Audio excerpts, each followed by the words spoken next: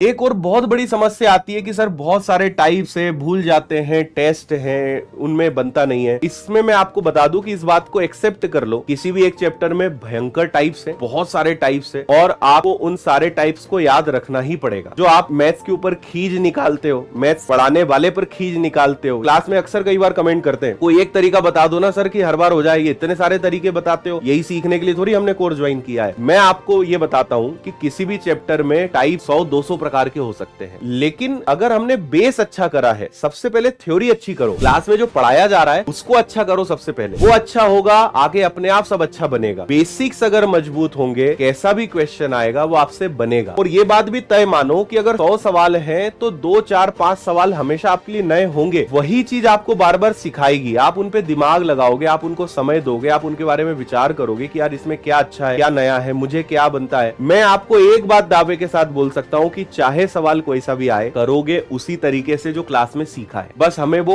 Connectivity सीखना है कि जो हमने क्लास में सीखा और जो सवाल हमारे सामने है, ये दोनों कनेक्ट कैसे होंगे। बस वो कनेक्टिविटी प्रैक्टिस से आएगी। इसलिए ज्यादा से ज्यादा प्रैक्टिस करिए, ज्यादा से ज्यादा सवालों को लगाइए। नया सवाल आता है थोड़ी देर माथापच्ची करिए, नहीं बनता है आंसर देखकर दिमाग लगाइए। जब मैं हल करता था, होता था सवाल नहीं बनते थे मुझसे बहुत सारे, आज भी कभी कभी ऐसे सवाल आ जाते हैं जहाँ पे लगता है, कभी कभी मुझे भी समय लग जाता है। मतलब मैं ऐसा नहीं हूँ कि मैं मैथ्स में भगवान हूँ या मैथ्स में मैं सर्वज्ञ हूँ, सब कुछ जानता हूँ, नहीं, अभी ऐसा हो ही नहीं सकता। और ये दुनिया में कोई टीचर ऐसा नहीं हो सकता कि वो इतना ज्ञाता हो गया है कि आप कुछ भी पूछ लो, ऐसा हो ही नहीं सकता। ये हो सकता है कि आप मेरे पास कोई सवाल लाएंगे तो लगभग चांसेस है कि 100 में से 99 सवाल तो मैं आपको करके बता ही दूंगा, क्योंकि इतना अनुभव और इतनी प्रैक्टिस हो चुकी है। पर एक सवाल ऐसा फंस सकता है जहां पे मुझे भी समय लग जाए, मैं आपसे कहूं कि यार 10 मिनट दो, मेरे लिए सवाल थोड़ा सा नया है। ये मेरी आज भी स्थिति है और शायद ये हमेशा रहेगी, और ये हर टीचर के साथ रहेगी। कोई गारंटी ले नहीं सकता कि ले आओ कुछ भी मैं करके बता दूंगा, नहीं हो सकता भाई, है ना। हर किसी के लिए ज्ञान हमेशा नया नया और बढ़ता जाता है। तो आप ये अपने आप से ना उम्मीद करें कि यार मुझसे सब एकदम बनना चाहिए और अब ऐसा होना चाहिए कि मुझसे सब बन जाए। हमें एग्जाम निकालना है और इतना बनना है कि एग्जाम निकलना चाहिए। एग्जाम निकालने लायक मेहनत करनी है, उसके लिए